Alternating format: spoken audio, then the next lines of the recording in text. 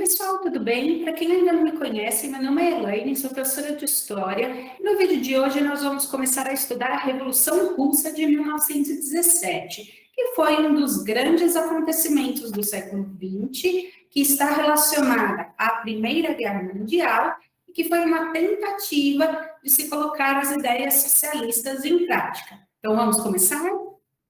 A Revolução Russa é considerada uma experiência radical.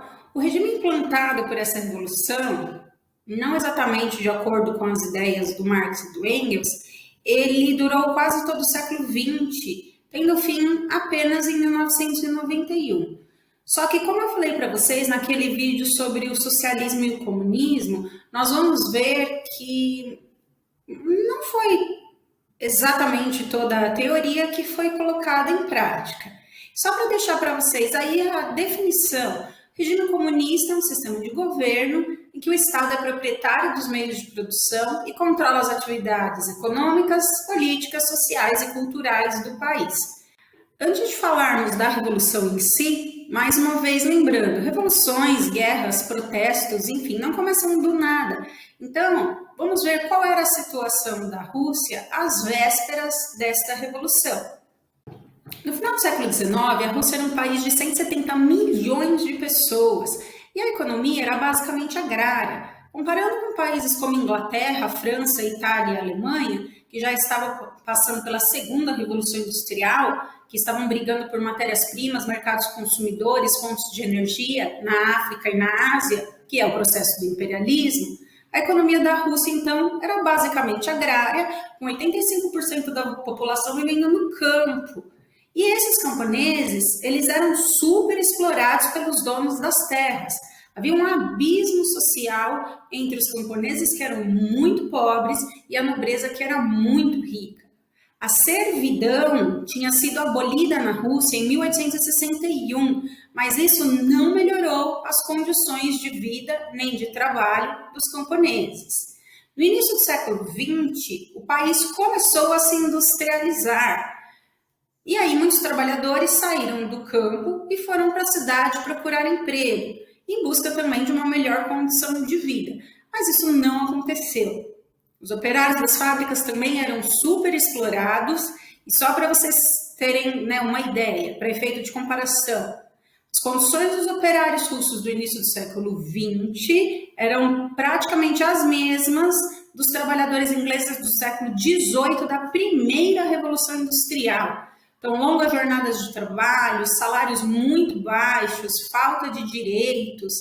E a própria burguesia industrial, os próprios donos de fábricas, eles não tinham o apoio nem político e nem econômico do czar, que é o imperador russo. Então, a Rússia era um país que tinha suas indústrias no início do século XX, mas assim, estava atrasado em relação aos europeus.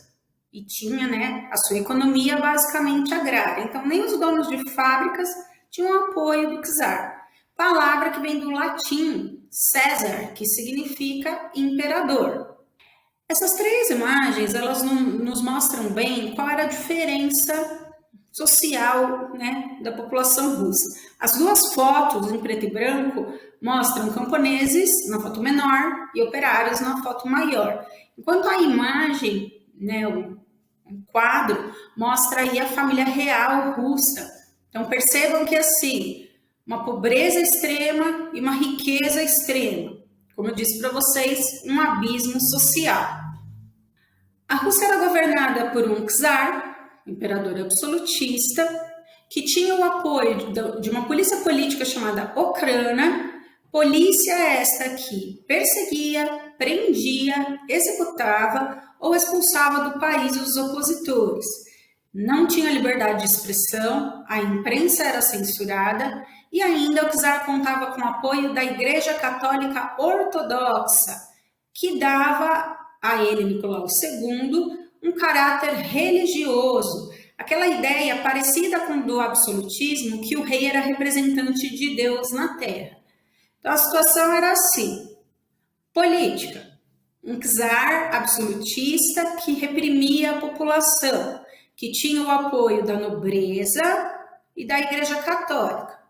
Situação econômica, O país era industrializado, mas sua economia era basicamente agrária. Grande parte da população vivia no campo. Situação social, um abismo, uma nobreza muito rica. A burguesia era rica, mas não tinha o apoio do czar, e os camponeses e operários eram super explorados. Lógico que essa situação gerou descontentamentos. Então, descontentamentos por conta da concentração de terras, então muitas terras na mão de poucas pessoas, a superexploração dos trabalhadores e a própria opressão do regime czarista de governo. Dentro dessa situação, muitas pessoas saíram da Rússia, ou foram expulsas, ou saíram porque eram contra o czar e estavam sendo perseguidas. Algumas dessas pessoas que estavam fora da Rússia fundaram em 1898 o Partido Social Democrata dos Operários Russos. Esse partido se inspirou nas ideias do Karl Marx e pretendia implantar no país um regime socialista. Então, pessoas que estavam fora do país começaram a se corresponder, fundaram esse partido e eles mandavam propostas para os seus colegas, seus amigos dentro da Rússia, só que isso tinha que ser feito de uma forma extremamente discreta e clandestina, porque lembrem-se que o czar não admitia críticas. Então, nos primeiros anos, muito difícil de fazer essas ideias circularem. Além disso, os representantes desse partido, ou melhor, os integrantes desse partido, começaram a se desentender. Qual era o rumo que a revolução deveria tomar? Ou, nós vamos fazer uma revolução socialista, ok, mas de que forma?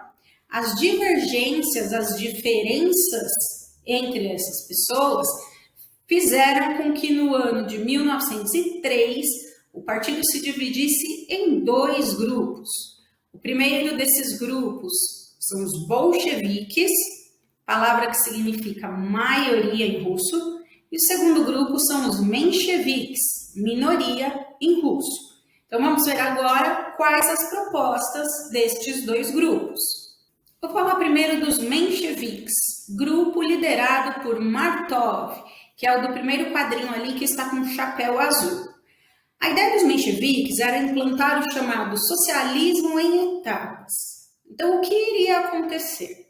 Num primeiro momento, os mencheviques iriam se aliar à burguesia para tirar o czar do poder, fortalecer o capitalismo no país, para somente então implantar o socialismo. Essa ideia recebeu muitas críticas, porque assim, se as ideias do Karl Marx falam em revolução dos trabalhadores, por que você vai se unir à burguesia? Então, esse foi um dos fatores que levou às divergências, às brigas entre mencheviques e bolcheviques. Então, a proposta dos mencheviques era socialismo em etapas. Já os bolcheviques, liderados pelo Lenin, que no primeiro quadrinho aí está de chapéu cinza, eles diziam que não tinha nada que se unir à burguesia. Camponeses e operários, vamos logo fazer uma revolução, vamos tirar o czar do poder, dividir as terras, dividir as indústrias e implantar o sistema socialista. Talvez por isso, esse socialismo direto, a proposta dos bolcheviques tenha tido mais adeptos dentro do antigo partido dos operários russos. Só um detalhe, a bandeira que aparece aí no primeiro quadrinho, bandeira vermelha, ela apresenta como símbolo a foice e o martelo. A foice é a representação dos trabalhadores do campo, os camponeses, e o martelo é a representação dos trabalhadores das indústrias.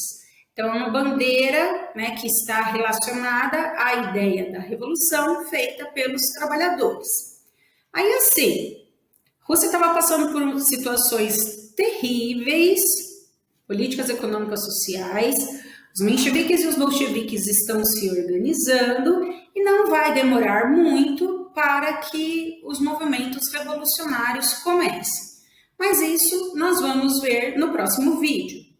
Espero que você tenha gostado do vídeo, que ele tenha te ajudado. Se ainda ficou alguma dúvida, deixe um comentário aqui embaixo para mim. Não se esqueça de dar seu like, de compartilhar o vídeo, isso é muito importante para mim. E também de se inscrever no canal e ativar o sininho para não perder nenhuma novidade. Eu vou deixar como tela final o vídeo que fala sobre as diferenças entre socialismo, comunismo e anarquismo, que é um assunto importante para a gente entender a revolução que nós estamos estudando. Muito obrigada a todos por terem me acompanhado até aqui. Um beijo e até o próximo vídeo. Tchau!